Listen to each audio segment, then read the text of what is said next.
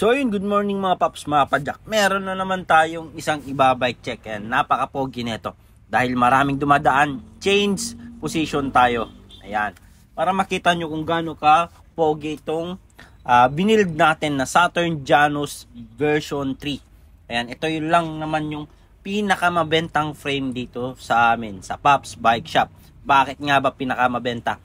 May kita nyo naman, kahit sang anggulo nyo tignan, meron siyang kamuka na mamahaling frame, yung mga halagang 42,000. Ayan. So, lapitan natin. Ito yung Saturn Janus V3 smooth weld. Ayan, oh. Makikita nyo na napakalit ng head tube niya, kaya yan yung nagbibigay angas at pogi ng frame. Dito naman sa color niya, bago na rin. Ayan, ito na yung powder coat color na parang may pagka gray, pero mas dominant yung black niya.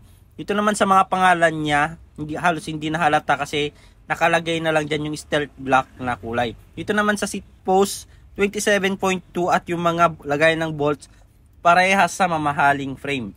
Dito naman tayo sa chainstay support niya. Dahil kami ang pinakamaraming nabebenta na Saturn Janus, ako yung mismong nag-request na lagyan ng support dito sa may bandang BB at saka dito sa may chainstay para mas lalong tumibay yung frame. Sa pagkagandahan nito, pwede siyang true axle at quick release. So sa isa-isay na natin yung mga parts. Weapon crankset na 34 teeth.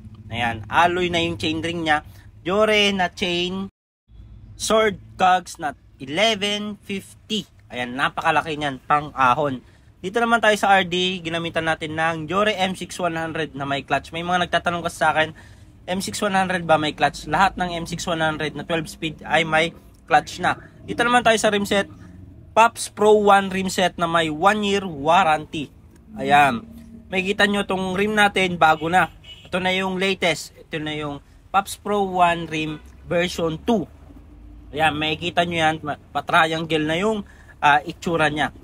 Ang cover ng warranty ng Pops Pro 1 sa rim, once na may crack o di kaya may crack, papalitan namin yan ng brand new. Dito naman sa gulong, Recon Race na Maxxis, fast rolling, malilit lang yung knob niya.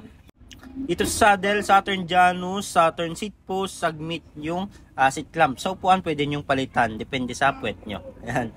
Seal bearing headset, ito yung kagandahan pag mga project bike. Spacer, carbon, Trident stem, negative 17. At syempre pinagmamalaki natin na Pops Pro 1 handlebar 9 degree. Makikita nyo naman napakaganda ng pagkabaliko niya. Ang purpose niyan para hindi masakit sa kamay. Ayan lang naman yung handlebar na may 2 years warranty. Check nyo kung paano namin pinasagasaan sa truck yan. Sword grip na silicone, MT200 brake set, Jore M6100 na shifter. Papakita ko rin sa inyo yung paglagay ng hydraulic, yung tama. Ayan, 1 finger lang yung spacing mula sa grip at 2 fingers naman pag nag-brake ka sa may lever. Ayan, para yung power ng kamay natin is nasa handlebar pa rin. Tapos yung power din ng preno is andun din. Ayan, kumbaga pinagsama-sama natin at di ka bumibitaw sa handlebar.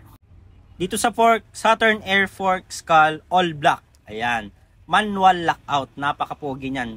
Ternong-terno sa binuo nating bikes. So ayan yung kabuuan ng bike natin, napakapogi, lalo na yan sa personal.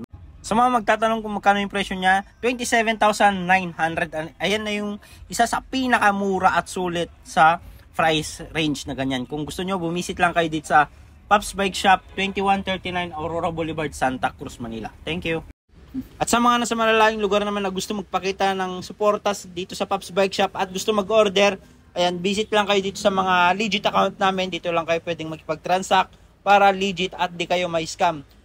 Visit lang kayo sa TikTok, Shopee, Lazada namin. Pops Bike Shop Official. Ayan, ito yung mga legit account namin. Jason Bike Parts, Bikers Need. Thank you mga Pops, mga Padjak. Ayan, dito na kayo makipag-transact at mag-order. Thank you.